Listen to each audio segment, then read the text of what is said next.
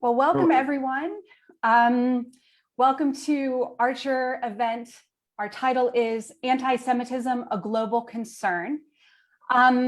First of all, I must convey my gratitude to Mihaela Campion and Archer to be invited to share the virtual stage with such eminent VIPs, Adrian Cioflâncă and Ovidiu Raitsky, for this urgent conversation. And my name is Christina Bejan. We are deeply grateful for all the contributions that have been shared so far on the Archer Facebook group page. I learned a lot from all of them. It is important that we continue to share our diverse perspectives with one another. Now is my chance to clarify how this event will unfold. This is an educational event whose purpose is for us all to learn more about the history of anti-Semitism globally and the current threat of the ideology today in Romania and the United States, specifically, and with an aim for a global picture. Archer condemns all forms of oppression in history and today, from within our own communities and individual interactions to worldwide geopolitics. Archer is currently preparing a statement about the violence in Israel-Palestine, and we are in talks about hosting an event devoted to the Palestinian cause. Today, our focus is on a form of hatred that has plagued humankind for millennia, anti-Semitism. Our conversation is an opportunity to learn about one of the oldest forms of racism, as what inspired Archer's birth last year was the murder of George Floyd and rampant racially motivated police violence across the United States. An investigation of another form of racism and discrimination fits well into our arsenal of virtual conversations. And a very important distinction that I urge all of our viewers to consider before we begin.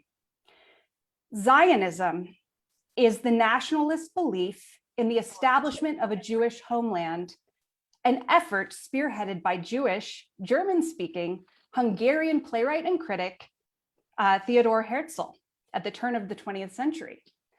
Today's Israel was not the only location on the world map that was considered. Madagascar even made the list of possibilities. Jews are a global people. Alongside the Roma population, they were one of the largest stateless minorities in Europe leading up to the Holocaust. Not all Jewish people are Zionists.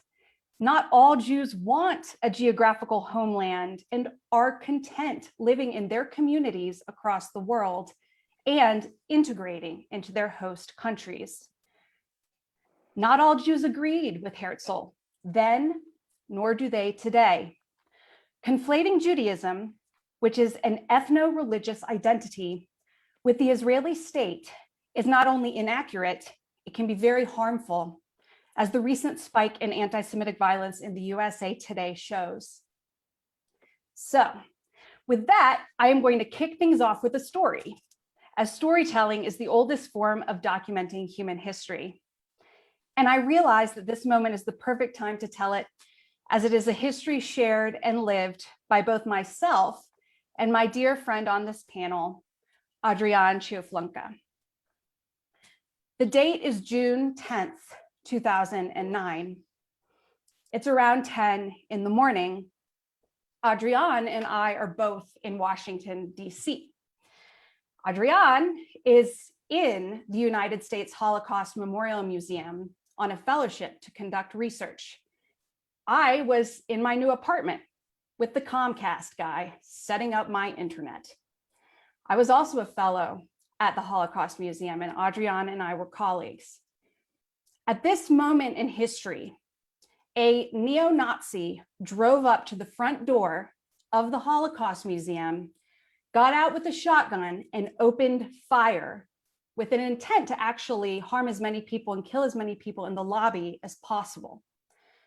What happened instead was he took the life of one of our friends and colleagues, Stephen Tyrone Johns. This is a lesson to us all. Anti-Semitism is alive and well in the United States and across the world. The FBI knew that this neo-Nazi existed. He was very active on the internet. He had plans, he was open about them, and still they did nothing. And he came and killed an innocent person. So with that story, a real life story that not only is in our lifetime, but in two of the panelists' life experiences, Adrian had to hide out on the 5th floor of the Holocaust Museum all day, fearing that somebody was going to shoot him and kill him. With that story, I would like to begin our conversation.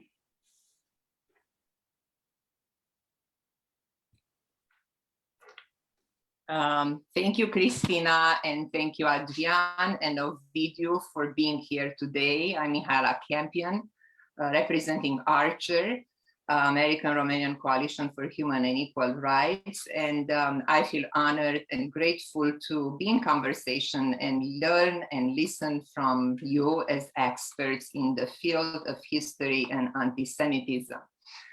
As Christina said, just to add a few words to what she, to her opening statement, I think when we refer to anti-Semitism, it's important to remember that we continuously have been warned not to take freedom for granted. We have been warned not to miss the unchecked hate, because that's danger.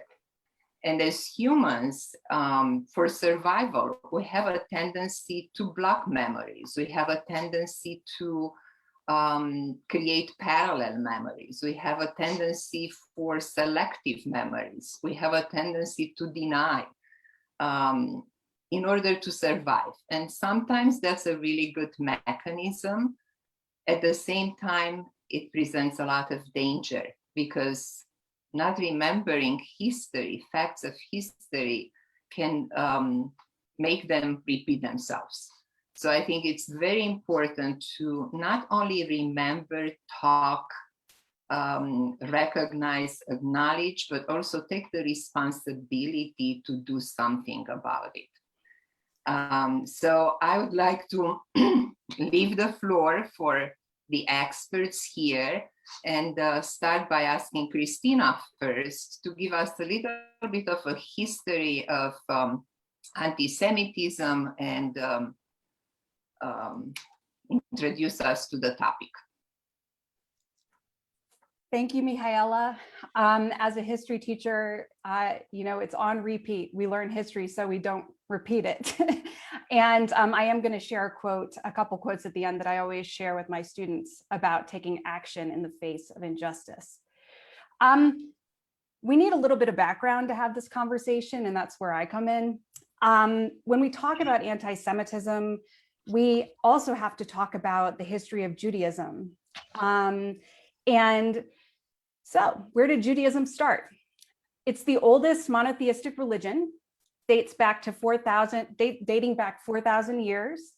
Monotheism means belief in one God. I'm sure many of us know that. And the other two big monotheistic religions in the world today are Islam and Christianity. So the Jewish people have a history of discrimination from their early days, and I'm sure we've all heard about slavery in Egypt and exodus from Egypt, and historians believe that happened in either 15 BCE or 13 BCE. It's documented in the Bible, but historians do believe that it actually happened. Anti-Semitism really solidifies with the arrival of Jesus Christ, because then it is with his death and his followers, there's this myth that's perpetuated today that the Jews killed Jesus Christ. Of course, not so much conversation about how the fact that Jesus Christ was himself Jewish. So moving forward, what is the definition that we're dealing with for this conversation, and that is the working definition of anti-Semitism, which was established by the International Holocaust Remembrance Alliance in 2018. Anti-Semitism is a certain perception of Jews which may be expressed as hatred towards Jews. Rhetorical and physical manifestations of anti-Semitism are directed towards Jewish or non-Jewish individuals and their property, toward Jewish community institutions and religious facilities. I'm going to just point out a handful of historical moments where anti-Semitism comes into play. The Black Death, the plague, it's been on our minds because of the COVID pandemic. Jews were targets of violence during the Black Death because they were blamed for causing the Black Death in their communities. So Jewish life in Europe from the Middle Ages up until the Holocaust was not a uniform story. We all know that Europe is a very diverse continent. Some Jews had an urban life, others lived in shtetl villages, some were ghettoized outside of cities, but also had an urban life. Warsaw is a great example of Jews being forced to live outside the city, but working inside the city. Starting in 1791, Russian Jews were required to live in the Pale of Settlement, which is the western part of the Russian Empire. And the Jews don't just have one language. They spoke all of the languages of Europe, of their communities. The historic language is Yiddish, which is a mix of German and Hebrew. Many communities spoke that in their home, but operated in the language of their neighbors outside of the home. Yiddish is experiencing a revival. And today's modern Hebrew is an invention, actually, and was invented along with the Israeli state. Pogroms, that's Adrian's expertise. We're going to hear more about that. Those are attacks against Jews throughout European history. This is an important moment, and that is the Enlightenment. We're in the 17th, 18th centuries right now, because that is when anti-Semitism becomes the racism that we are familiar with today, for what racism means, what we understand it. It was embraced by leading intellectuals, and so it was intellectually accepted and justified, and amazing philosophers that we all love were racist against Jews, against Africans, against any non-white Europeans. So Jews, naturally, because many wanted to be part of the society that they were living near or within, discriminated against, assimilated by conversion. So you find this wave of converting to Christianity. Two famous Jews that I'm sure we all know, Benjamin Disraeli, the first and only Jewish Prime Minister of England, of the UK. He was born Jewish, became Christian, and also our favorite in the Romanian community, Karl Marx. His parents converted to Christianity as well. So now we're coming to nearing the end of this story to bring us up to the Holocaust, which is where I will stop. In the mid-19th century, Charles Darwin comes along and writes the book where he reveals his discovery of evolution, the origin of the species. And this is when racism, which was already existing, like I said, became scientifically justified. The official name for it was social Darwinism, and it was a categorization of races and the belief that the Aryan white race was biologically superior to other races, Jews, Africans, Asians, etc. And that would be proven by science. So what emerged from that is the science of eugenics. And Archer board member and my mentor, Marius Turda, is the world expert on eugenics.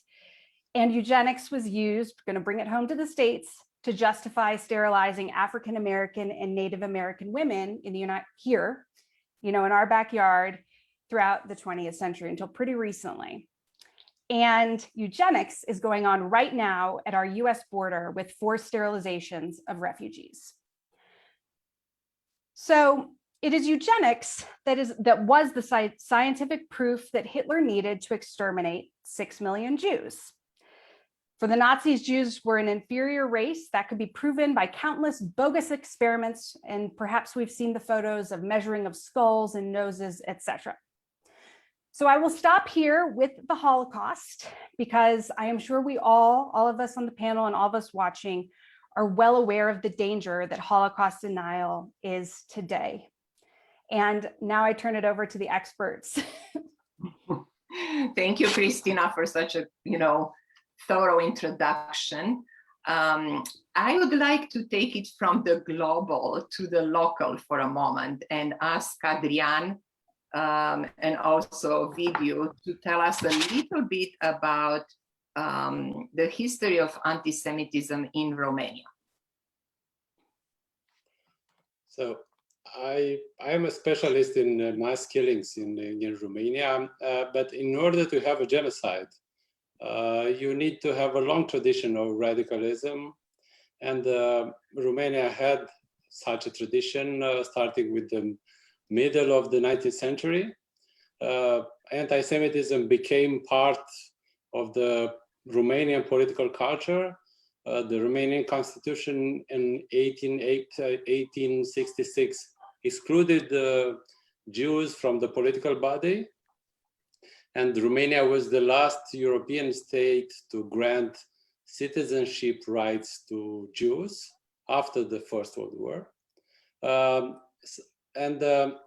In order to have a genocide, you need also a sort of alliance of this ideology of anti-Semitism with other ideologies. After the First World War, anti-Semitism entered a sort of hybridization with anti-communism and with the security dilemma, which was created by the war, and it was risen again during the Second World War. During this perceived threats to the Romanian state, there was an overreaction of the authorities because we live in this times of pandemia. We call this right now cytokine storm. So there was an overreaction to perceived threats to the Romanian people, to the Romanian nation. And those threats were Jews, communists, and the Soviet Union. And with this alliance of threats, a new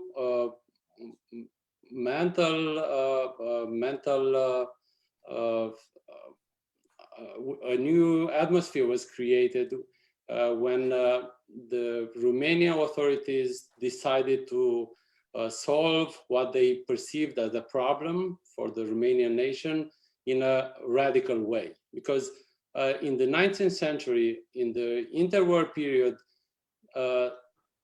some political forces and the Romanian authorities tried different methods to exclude Jews from society and from political decisions. We can speak about politics of discrimination. With the end of the 30s, with this atmosphere of radicalization and with the influence of Nazi Germany on the Romanian political class, first some governments supported by extremist forces, and in the end, Ion Antonescu, with a fascist military regime, decided to use force and violence against Jews. And this is how Romania became the second perpetrator state during the Holocaust, according to the final report of the Wiesel Commission. Romania was involved in the killing of more than 300,000 Jews on the territory of Romania and the territory of the Soviet Union. And we started to speak about that in 2004 when the final report of the Wiesel Commission was published. But this is a very recent discussion in Romania because the documents were kept secret for researchers for more than 50 years. The subject of anti-Semitism and the Holocaust were taboo during the communist regime and even during the 90s. I have a colleague in my center for the study of Jewish history, a senior researcher, Leah Benjamin, and she speaks about the atmosphere in the Romanian public institution and the Romanian archives even during the 90s, where scholars and archival holders were very aggressive towards this subject.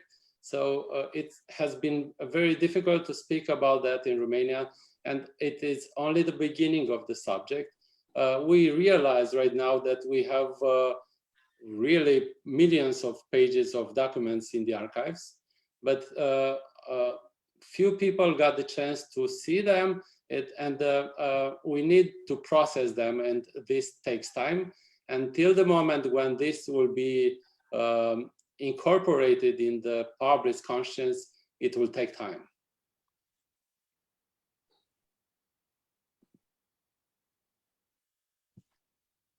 Thank you, Adrian.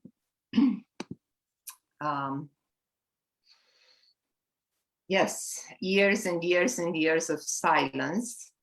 I grew up with that myself. I knew stories about the pogrom from family and friends of my parents, not from learning in the history book. We didn't know. So I think it's time to reveal and to make it public, because the more we understand and the more we recognize, the less we become, complacent with the situation. So I think it's an amazing work that you do in Romania at the moment. And speaking of that, I would like to hear, and I hope everyone who is listening today would like to hear from Ovidiu as well, being an expert in Romania, in anti-Semitism. And also I understood that you run an educational program in Romania. And I would like to ask you if, what is it about this program, and how do you bring awareness about the Holocaust and what happened in Romania during that time, and what continues to happen in the hate crimes that we see even today? Thank you for your kind invitation. Allow me to salute anyone watching, everybody present.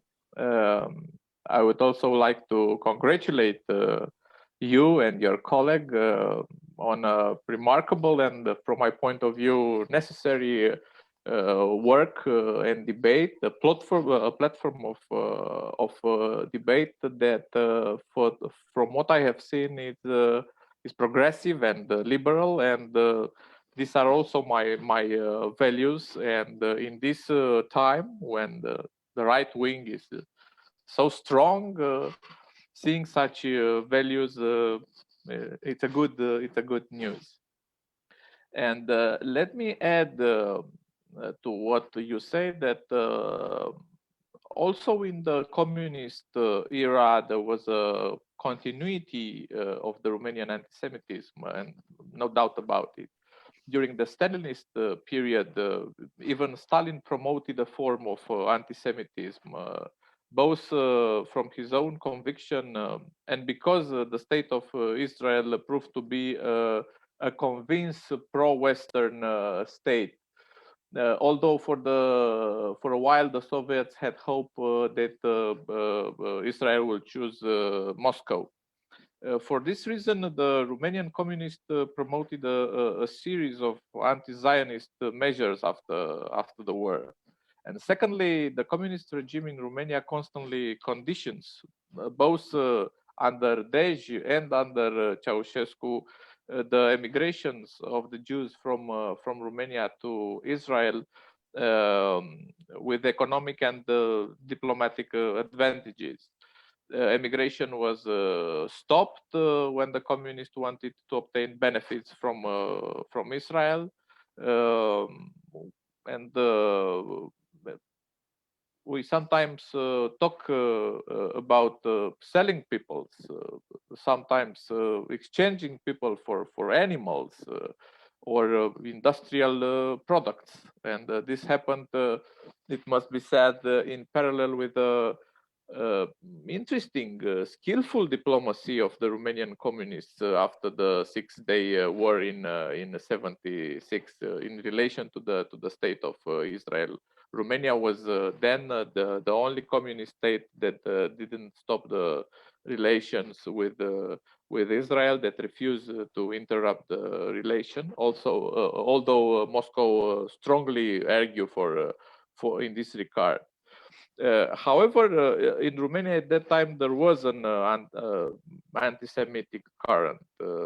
The Săptămâna magazine, the Week magazine, if you remember, led by Eugen Barbu and Corneliu Vadim Tudor, promoted anti-Semitic figures and messages, which wanted to keep anti-Semitic, because Ceausescu wanted to keep anti-Semitism between his options. Depending on the time and interest, anti-Semitic messages were accepted or were blocked, just like the immigration issue. So it was hard after '89 to grow in Romania without books, without access to documents regarding Holocaust, and it was easy to be wrong, because you had access to a nationalist point of view, you had access to a pro-Antonescu point of view. That was almost the only biography that you had. So we need to change this, and we need to change it not only on the level of on the cultural level and on the historical level, but also on the level of the institution and good practices. Because in the Romanian justice, until recently, until a month ago, I think, we didn't had any solution against anti-Semites.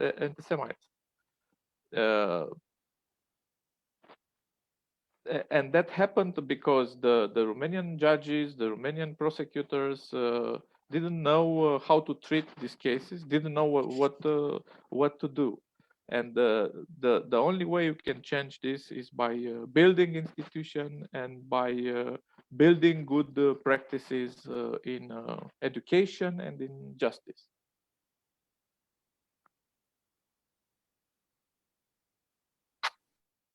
I'm glad you mentioned nationalism, Ovidiu, because that's one of the questions that I had for all of you.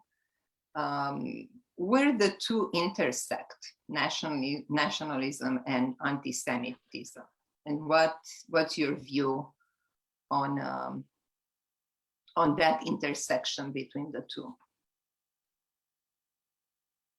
There is no order to start. I'll give the floor to our international guests first.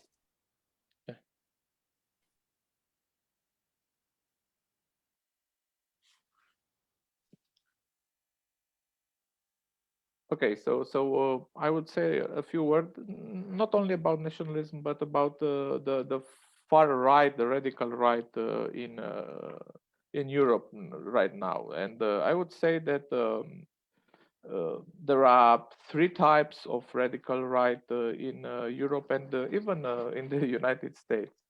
First of all, a radical right that is anti-immigration, anti-diversity, anti-feminism, but right now not anti-Semitic anymore. This radical right was anti-Semitic when it counted.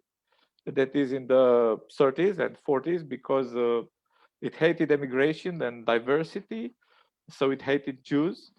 But today it has renounced anti-Semitism, perhaps out of guilt, perhaps out of opportunism, directing its hostility towards other forms of diversity and towards other immigrants.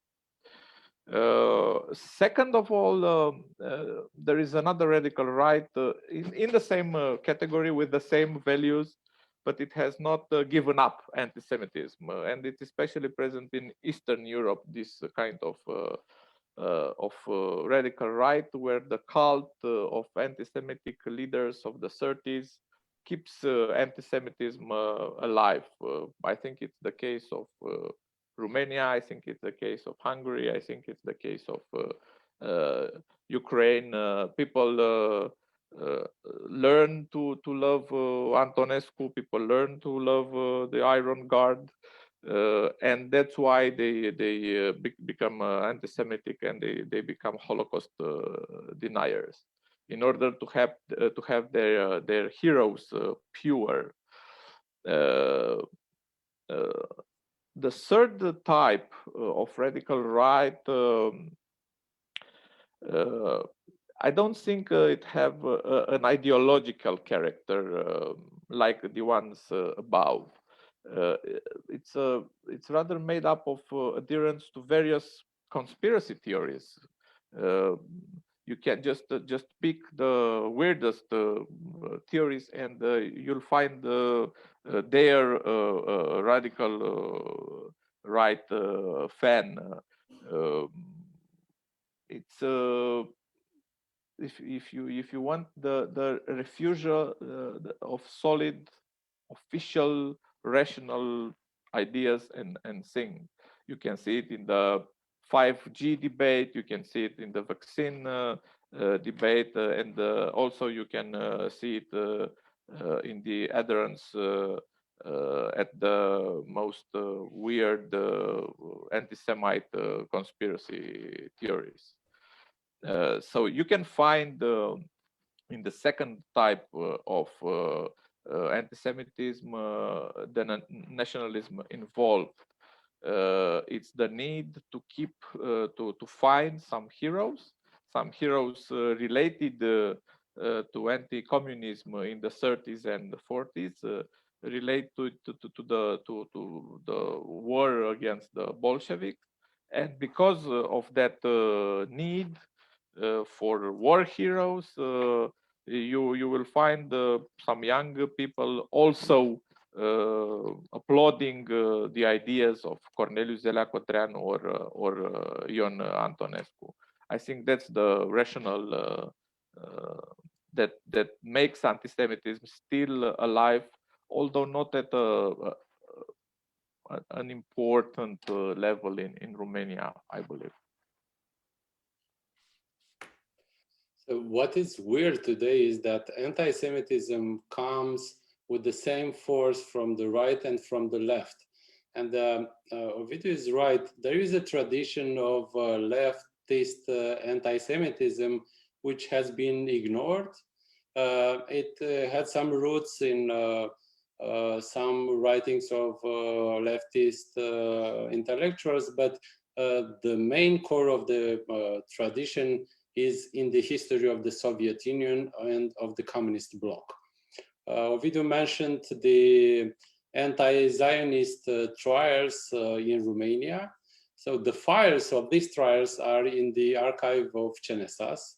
I'm working at CNSAS, and I can tell you that really nobody has seen all the files related to this topic. So it's an under-researched topic, so nobody had the chance to see those thousands of pages which reflect very well the attitude of the communist regime towards Jewish ideas,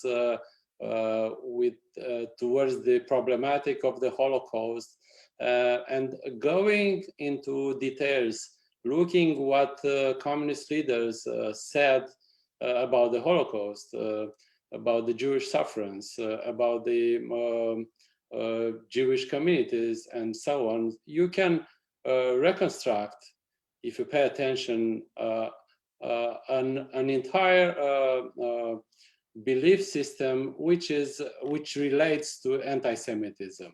There are a lot of stereotypes and policies starting with the end of the 50s against Jews during the communist regime, and this tendency to minimize the scope of the Holocaust and Romania's involvement in the Holocaust, and also the involvement of the civilian population and of the Romanian state in the atrocities.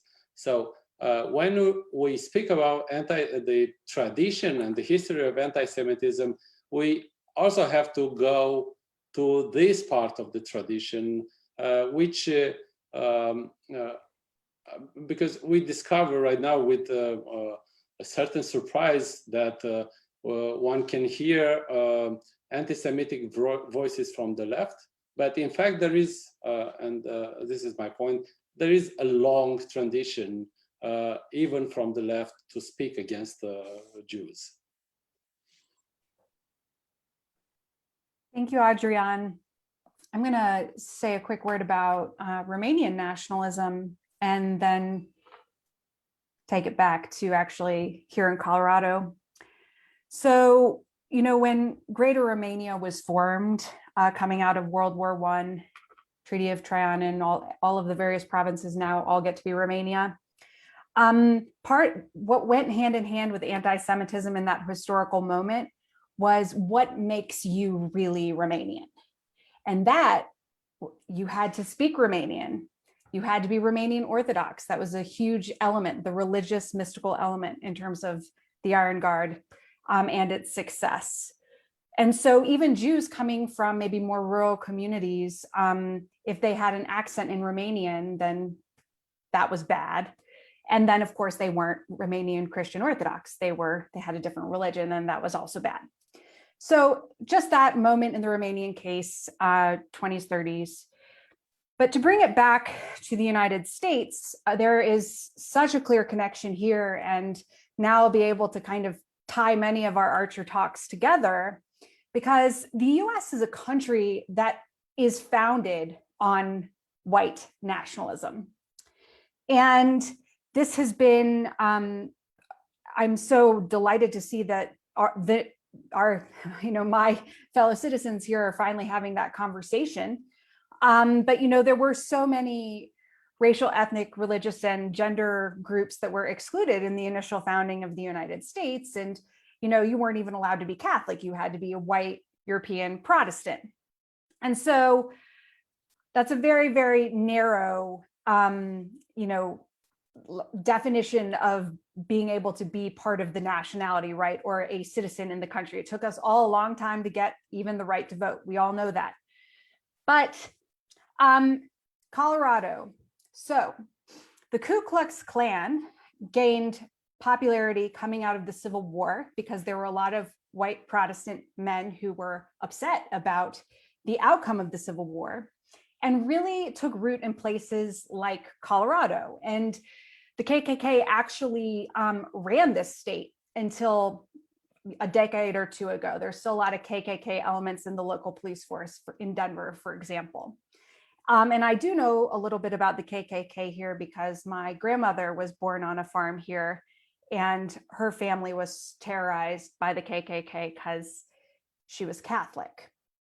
So the KKK, this is a white nationalist group in the United States, is anti-everything that is not white Protestant European. So that's anti-Black, anti-Jewish, anti-Catholic, etc. So yes, we are seeing a rise in popularity in the extreme right, which goes hand in hand with technology and social media, and there's lots to talk about there. But anti-Semitism is not a result of the American extreme right. Anti-Semitism has always been here with attacks during the Obama years, like the one I shared at the very, very beginning at the Holocaust Museum. And I'd like to take this opportunity. I want to say one thing, and then I'm going to give a couple of examples. Maybe this is confusing. I can understand why. Why would the nationalism be in 2021 be against an identity group that looks white? Most Jews are white passing. They look white, right? But I hope that giving you the history of anti-Semitism and what the Jewish people have encountered over the millennia, you see that most of the time they were perceived as another race. They were always othered by the majority. And here we are in the US, white Protestant majority country. So hopefully that ties a couple of threads together. And in terms of anti-Semitism today in the US, I'm just going to mention a couple of incidents to get kind of just remind us really. But Charlottesville in 2017, that's when neo-Nazis marched, in Virginia, and everyone was shocked. Well, we shouldn't have been shocked, right? Because this has been going on underground. It was the first time something like that got real national press. The attack on the Tree of Life Synagogue in Pittsburgh the next year. And then, of course, bringing it back to right now, the rise in anti-Semitic violence across this country in the past 2 weeks. We're talking about graffiti, but we're also talking about attacks. And it is violence and it is dangerous. So I hope that touched on some of the elements of how nationalism and anti-Semitism, how they are intertwined and related. Thank you all. That was very helpful. And I think anytime when we connect geographically what we see happening, it gives us a broader picture of a manifestation like anti-Semitism. And speaking of that, I would like to ask Ovidiu and Adrian also, how do you see today the far right, in Romania and Eastern Europe or Europe in general? What are some of the warnings that we need to take into account about the movement, the far right movement?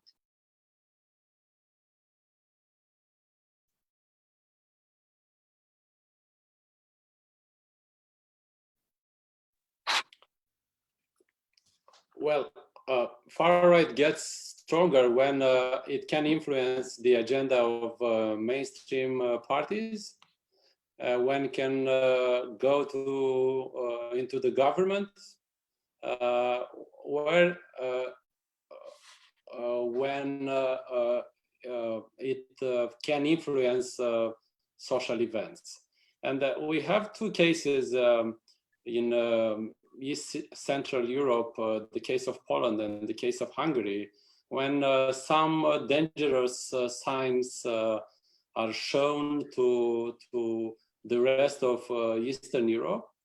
And because we have been talking about nationalism, it is this tendency in Poland and in Hungary, and at a lower level in Romania as well, to guard national myth and a certain version of national history. And the scandals related to Jan Gros, to Jan Gabrowski in Poland, when they dared to reveal what they found in archives, when they spoke about massacres in which Polish civilians were involved as perpetrators, and when they contradicted meta-history, a version which was hegemonic till a certain point in the public discourse in Poland. And the reaction was very strong. And we can see an involvement of the state authorities in guarding this mythological version of history. And because we had access to archives in Romania in the last 10 years, and we discovered terrible things there. Mass killings, in which the Romanian army was involved, the Romanian police and gendarmerie, and also Romanian civilians, Bessarabian civilians, and so on. We discover mass raping and other types of atrocities. And now we have the chance to speak about it. But on the other hand, we have this growing hostility, which is supported by political forces, and as in the case of Poland and Hungary, by the state. And this confrontation is going to take place in the near future. And we'll see how Romania will position itself toward this growing danger. For the moment, the Romanian state recognizes the participation in the Holocaust. There are pretty significant efforts of the Romanian authorities to signal this attitude of responsibility and coming to terms with this difficult past. But nobody grants that in the near future, with another political situation, we'll have the same. So the danger is when nationalism goes into alliance with the state authorities and with the forces of the state. I would say that Romania made important steps in the last years, in the last 10 years, and especially in the last 2-3 years concerning this subject. And I would also say that the far right limited success in Eastern Europe is proportional with ignorance regarding the past, the Holocaust, regarding anti-Semitism. And I think it's essential to talk like we are doing right now about anti-Semitism, because we are talking about the ideology that led to the most monstrous crime in history, a crime in which over 6 million people were killed in an industrial manner by people they did not know, and who indifferently applied the orders they were unwilling to question even for a second. It's a moment in history when over 2 million children were killed under the guidance of SS leaders who sometimes had 2 PhDs. We have a case of a so-called doctor in SS that was involved in mass murder and who listened to Bach and Goethe after he finished this sort of mass murder. And it's essential to understand the structure of such a genocide, because it has been put into practice by people theoretically capable of ethical thinking. And there is something else coming back to your question, especially in Eastern Europe, in countries such Romania, Ukraine, Poland, Hungary, where there is a political current that idealizes the anti-Soviet leaders of the 30s. It still exists here, and I think it's important to pinpoint that. But fewer and fewer, that's true. Dishonest thinkers, philosophers who write a dishonest and false history. And who can fool young people in good faith with their public credibility. Young people who only have access to their books and who are beginning to support ideas that deny Holocaust because they have been misled. And as I said earlier, if I had been content with the things I had learned at school in the 90s in Romania, and the books that I had at my disposal until the age of 25, let's say even 30, I would not have been able to understand correctly the extent of Antonescu's crime. So, as I said, it's essential to talk about it and to push for education in this area, because if people read and learn, they will act in a just manner. Yes, I agree. I cannot say that it's very important to continue to educate ourselves, to inform, and also to check the sources that we use for information, because as we know in social media, and not only, there is a lot going on. So we may get, distracted or get information, inaccurate information or false information, as you mentioned, Ovidiu. And it's so easy to believe in that. So I think checking the source of our information is also essential in the process of educating ourselves. Coming to the present, I would like to ask you, Adrian, if you can tell us in a few words, what happened in Romania when I think it's not even a month ago, probably less than a month ago, with the attack on the famous actress, Maya Morgenstern. What happened? Where was that coming from? Where can we place it? Because it came as a shock, I think, for many of us in the United States. Well, it was a threat against Maya Morgenstern, a famous Romanian actress of Jewish origins. The police identified the author of this threat. There was some information that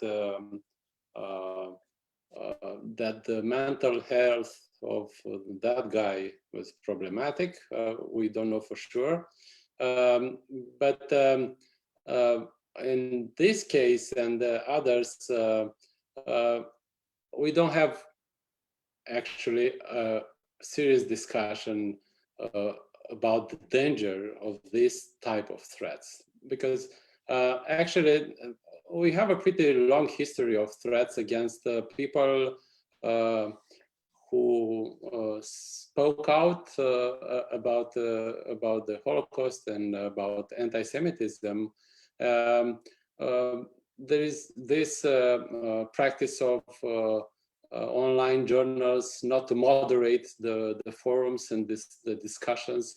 So whenever you have an article about these sensitive topics, you see monstrous things in the commentaries. So we actually don't have a reaction of the state and also of other institutions from the civil society. For example, in the case of magistrates and policemen, in the last 5 years, there were several courses organized by Romanian institutions with policemen and magistrates. I took part in these programs, and we try to present the history of anti-Semitism in Romania and the history of the Holocaust. So to conduct a sort of a training for them.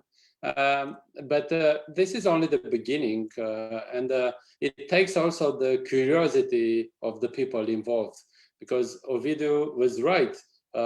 Indifference toward this subject is overwhelming. I saw the recent poll conducted by the Wiesel Institute. It was made public a week or two ago. And the fact that most of the people are not aware about the history of the Holocaust, about the specificalities of this history. So they confuse the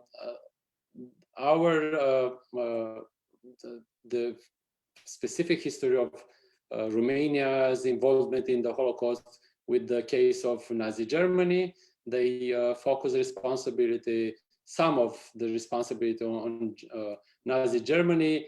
Only 2% of the population heard about pogroms and so on. So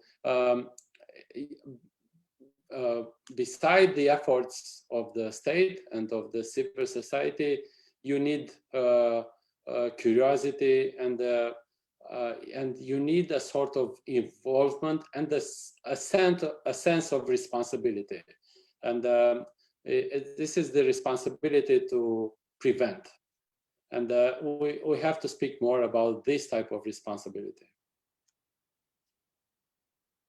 Absolutely. And I think that's what we are doing here, and we want to continue to do it. I think admission, when we admit something, it's part of the responsibility, and being in that continuous state of denial that we have been historically, at least in Romania, it's part of the problem. So speaking of that, I would like to ask you, Ovidiu, from your experience, what do you think we can do as Romanians here and there, and everywhere in diaspora or back home? What can we do to fight anti-Semitism? We have to do two things also, although it's more difficult than maybe it sounds. We have to promote diversity, and we have to reject, not accept hate speech. Why diversity? Because what dishonest politicians do, unable to gain support through concrete policies, is to point to an enemy whom he accusing of destroying the unity of the social body through a conspiracy, of course. And the unity of the social body in the Nazi era, for example, was the racial purity. The Jews were guilty of being different. That's it. That's all. The wave of political anti-Semitism in the interwar period was explained by the fact that this dishonest politician that I was talking about were trying to sell a myth of racial unity and purity, and for that they sought an enemy that was culturally different. And the Jews were different thanks to their cultural tradition, to their religious tradition, such a strong one. On the other hand, I was talking about not accepting the hate speech, and I will tell you why it's so important. Because hate speech is the first step in a genocide, in a Holocaust. If you look at Holocaust, you'll see that hate speech is in fact a crime, not as a metaphor, not as a precaution, but murder in all its power. And again, coming back to what the Germans did under the Nazi regime, we'll see that there were 5 stages, and that each stage determined the next stage. And the first stage was the anti-Semitic speech, the hate speech, as I was saying. Just the words of a minor demagogue, which were not taken seriously. But over time, this discourse coming from a minor demagogue became more popular amid an unexpected economic crisis. And this minor demagogue came to power. And after he came to power, we went to the second stage, because he considered himself obliged to the public that he fed and trained with hatred to take legal measures against the Jews. And this was the second stage, that of anti-Semitic laws. And after that came the third stage, the concentration in the ghettos. but after leaving these people without property and jobs and money, and we are talking about people that were successful members of the society, the Nazis wondered why they had to support them, and then they began to kill them by inhuman labor. And when they could not work through mass execution, especially in Poland and the Soviet Union. And unfortunately, Romania was also involved in this crime. This was the fourth stage, and the final stage, of course, was the Holocaust. But if we look at this history, we'll see that without the first stage, the Holocaust wouldn't have happened. So fighting against hate speech is essential. Is the way we can stop actually a genocide. Yes, and like anything else that it's planted, it grows. So I think that's how it started. It's a process. I don't think anti-Semitism was a particular event, a one-time event. It's, process. It's, is that constant insertion of messages that normalize hate speech or normalize hate in general, and discrimination. And then it becomes like, it can happen to any of us. If we are subjected to that, we believe it. And then when you believe, you act. So I think it's very important to stand up for anything that can become a source, a venue to the actual phenomenon. Any ideas from you, Adrian, in terms of what can we do? We want to be inspired by the work you do in Romania and learn from you. So any ideas of, how we can fight anti-Semitism nowadays? Most of the democratic states implemented different systems of early warning. And we have to have a system like that in Romania. We have a few institutions and NGOs which are involved in the monitoring of anti-Semitism and different signs of threat. But we have a representative of the government who deals with this issue of anti-Semitism. We have a representative in a sort of intergovernmental body for the prevention of genocide. But these are only very weak institutions. So we need better institutions and better education for this. And in order to perceive exactly the phenomenon, you have to pay attention to this tendency to minimize the phenomenon. Because when we speak to politicians, when you speak to nationalists, you'll hear the same thing, that this is not something to pay attention to, this is not important. But what the history of the Holocaust and the history of anti-Semitism teach us is that minorities count in a crisis situation. So sometimes you don't have to have large number of people, large groups who promote radicalism and anti-Semitism. You have to have these aggressive minorities which can exploit different situations. Another thing to do is to pay attention to the codes, because we have this growing discussion about radicalism, populism, extremism today. And these movements learned to how to hide. So they use different methods to cover their intentions, their political agenda in different codes, euphemisms, which are grounded in the history of anti-Semitism. So for insiders, they are relevant. So you have to know the history of anti-Semitism to be able to read those signs.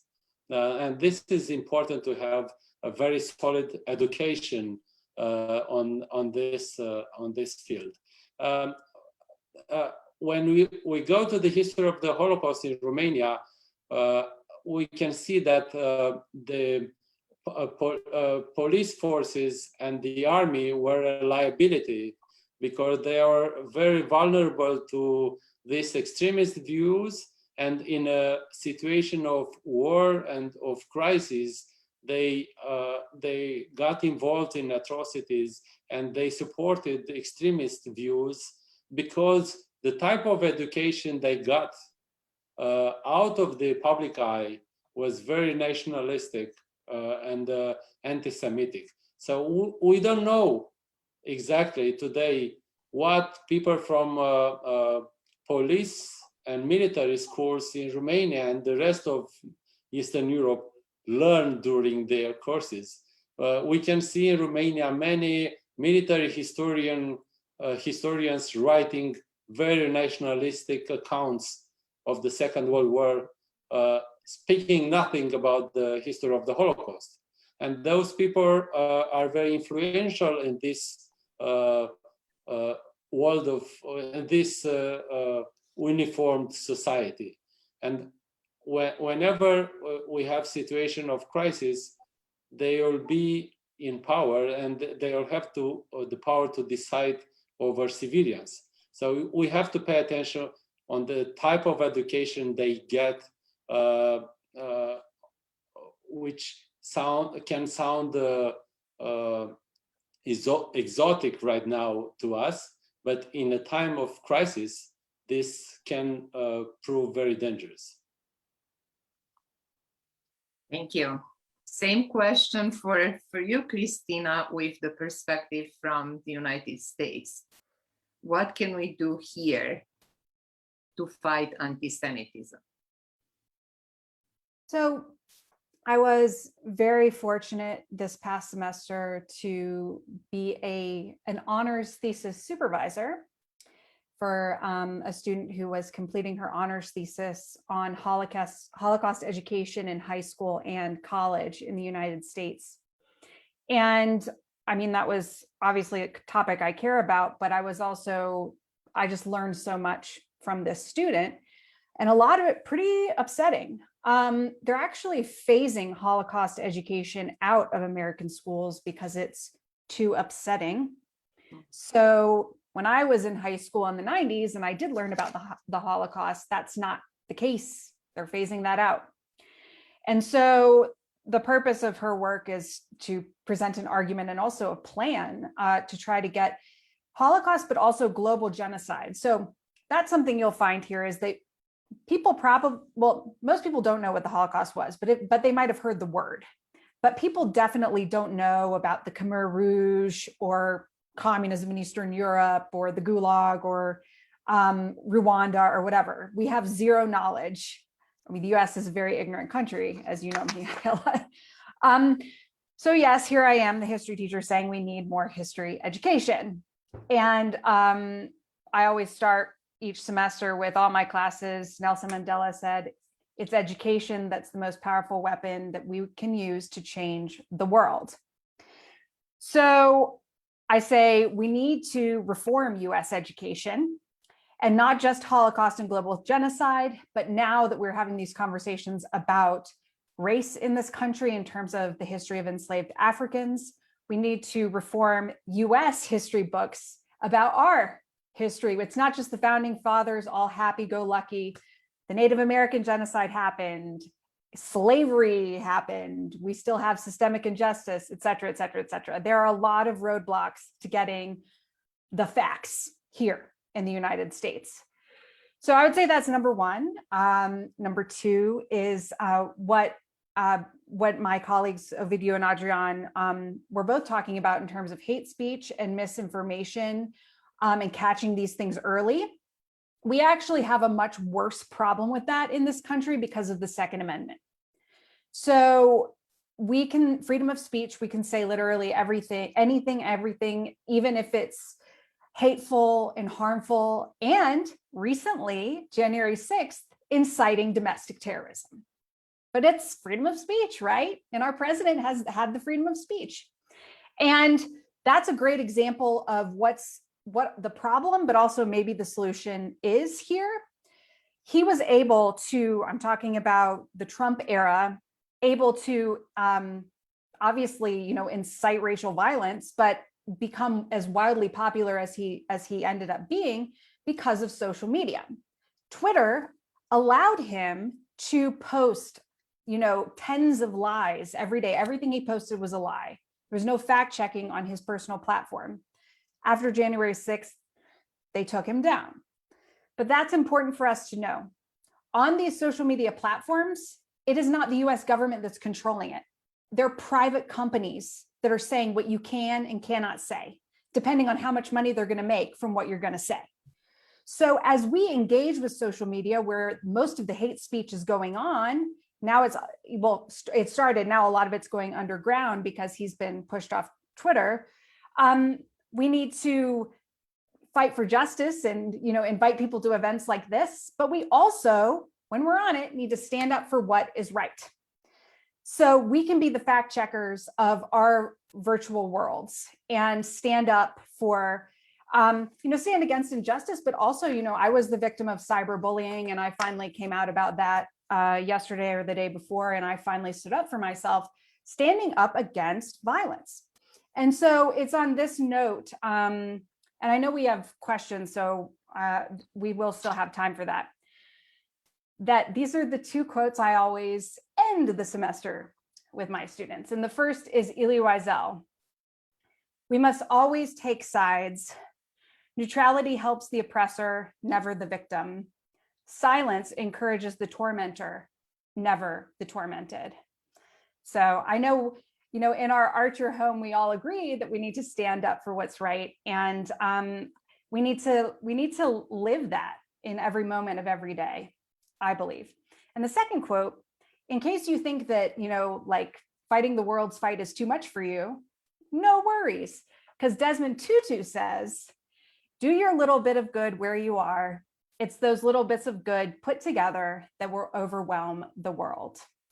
So that's beautiful. My answer. It's beautiful and inspiring. And I say I completely agree with both. Even circulating something like this may actually help to implement such a message. And standing up, I think standing up, it's hard. It's a complex human attitude that sometimes we don't have the resilience to do it. And that's where I think the collective power come into place. If we give ourselves support to each other, come as a unity, as a unified force anti something that we believe in, like anti-Semitism. So thank you all for now. I would like to turn it to Raresh, who is collecting the comments and questions. So if we have any questions from the audience, I would like to hear and give you the opportunity to answer them now. Hi, everybody. We have maybe two questions from the public. One of them was actually already sort of talked about by Adrian earlier, but it's like two questions in one. It says, how does QAnon contribute to the spread of right-wing anti-Semitism? And then conversely, is there and what are the dynamics of left-wing anti-Semitism? I believe the person who asked was asking more in an American sort of context. So maybe Christina, if you would want to share something on that. Absolutely. So that is directly tied to what the three of us have just shared about hate speech and misinformation. And so again, because we don't have those checks here in the US, that's why QAnon has been able to flourish.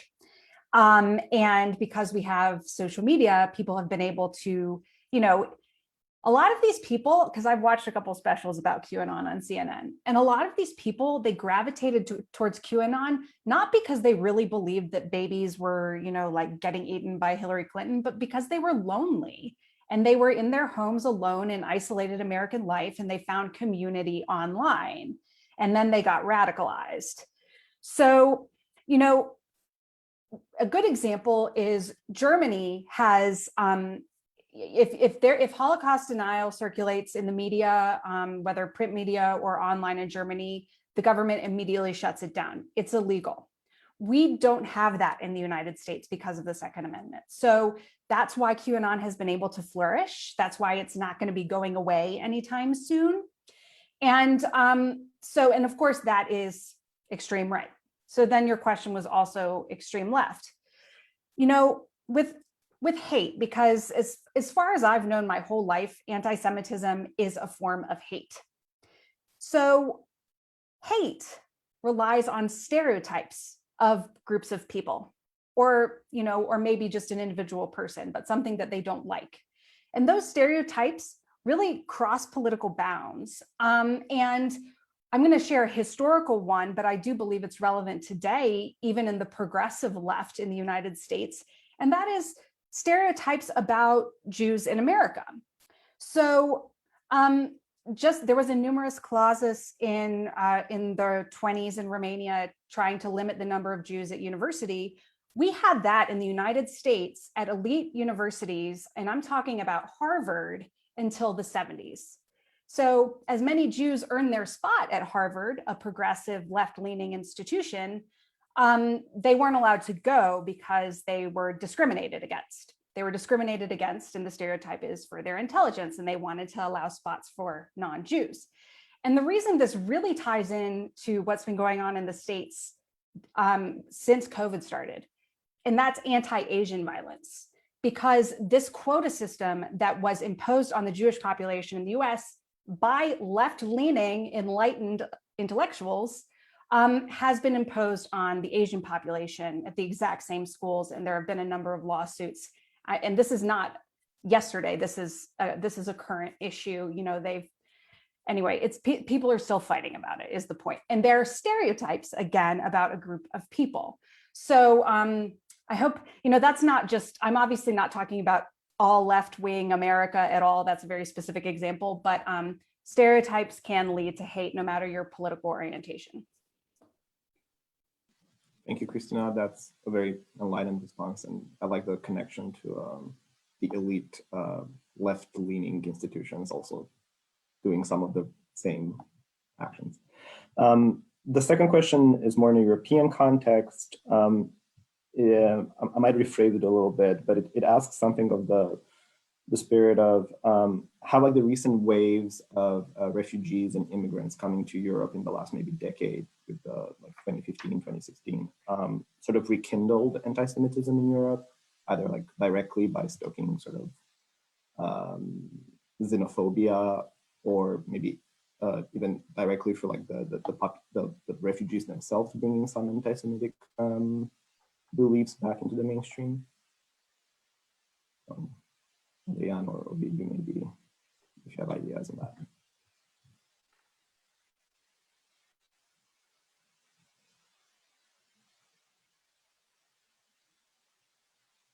Well, I read several assessments. I read several assessments, and it is clear that this issue is going to be an important issue for the future, because there are some structural tendencies and movements of macro movements of population, which is going to challenge the actual situation in Europe, and democratic states will have to deal with this growing pressure on the borders from immigrants, this is a very important challenge, because European democracies stand on different on a number of principles, democratic principles, which are very important for the quality of democracy in Europe. And this progressive attitudes towards people in danger, people in a bad situation, like the immigrants, was part of the local tradition and part of the progressive discourse in the last decades. And the challenge is that how this discourse transforms into policies when you have an immense pressure on the borders from immigrants. So this is going to be a challenge.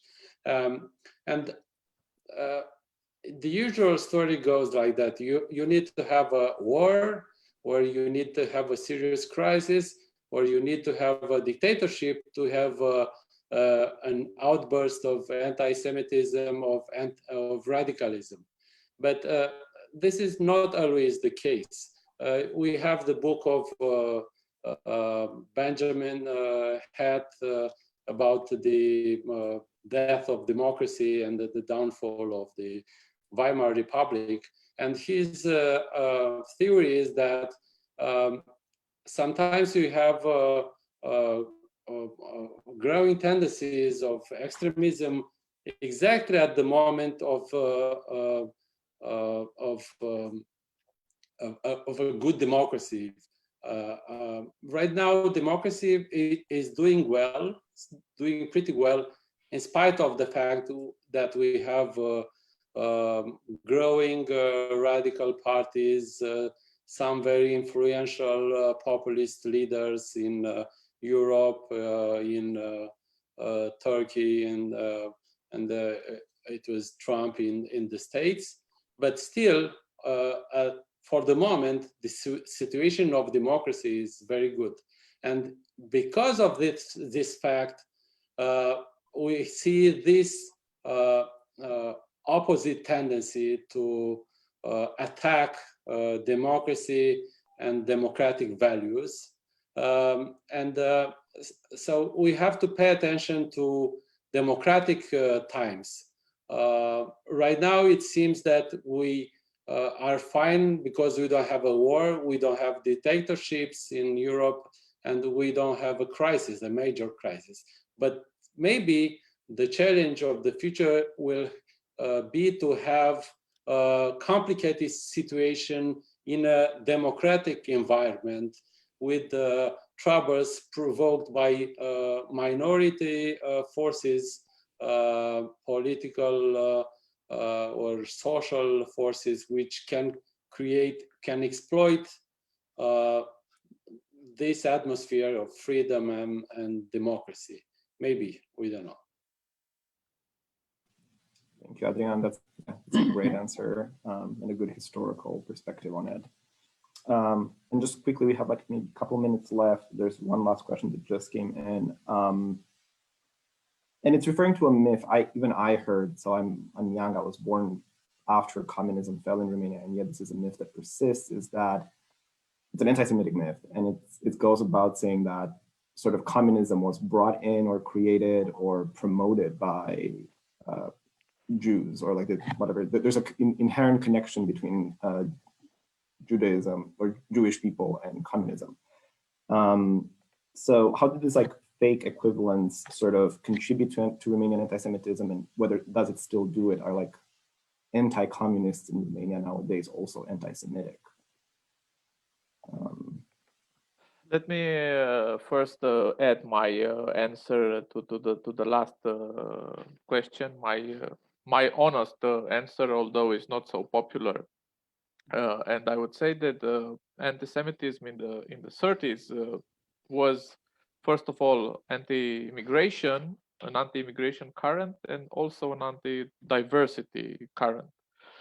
Today, I think other people are seen as the dangerous immigration, the dangerous foreigner coming in Europe, and I think that if we've learned something from history, if we learn something from Holocaust, we have to stand also for them and to speak on their behalf.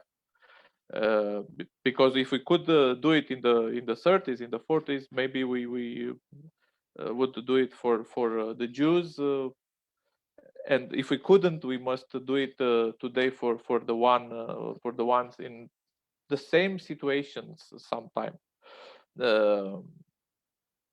Yes, it was an important myth that was very popular and very pushed by the Nazis and by Hitler. They were talking obsessively about the Judeo-Bolshevism, and Antonescu and Garda de Fier took that myth, brought it to Romania, and it was used even by the resistance in Romania after 45. But you just have to look at Stalin's policies, anti-Zionist policies, anti-Semitic policies. Sometimes you just have to look at Dej and Ceausescu's moments of anti-Semitism and anti-Zionism to understand that it's a false myth used only to bring power and votes for politicians that use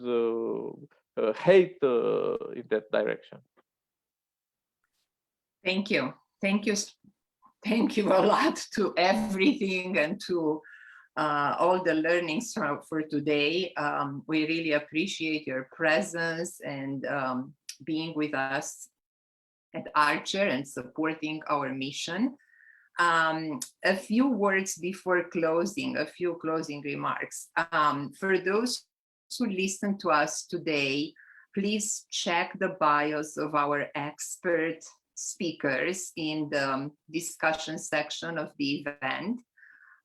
If you want to find out more about all of them, Google them. It's easy. They are all public figures. You can learn a lot about their, contributions and professional expertise. They are all authors, so you can check their books out and learn about what they do and learn from everything they contribute to the society. For those who could not be with us today live, but will come back and listen to the YouTube or this video recording and have questions or comments, feel free to post them in the comment section of the video. We will revisit and hopefully respond to any of your questions. We want to thank you all for listening to us today and for supporting Archer's mission. And I would like to close with a quote, because we were on the same page today, me and Christina, with quotes. And it's interesting, I ran into this quote 2 days ago on Facebook, and it was posted by Dan Rather on his Facebook page. And it really resonated with me, and I let it sink, and I'm still absorbing it. And I hope some of you will do the same. So this is what he posted. If you condemn anti-Semitism and quickly shift to, but what about? And then paddle in falsehoods and false equivalence, you haven't really condemned anti-Semitism. No comments from me, except that, I'm still taking this in.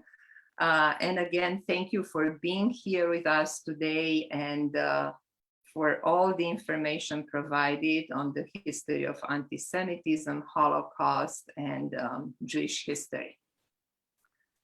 And hope to see you soon. Thank you. Bye, everybody. Thank you. Bye.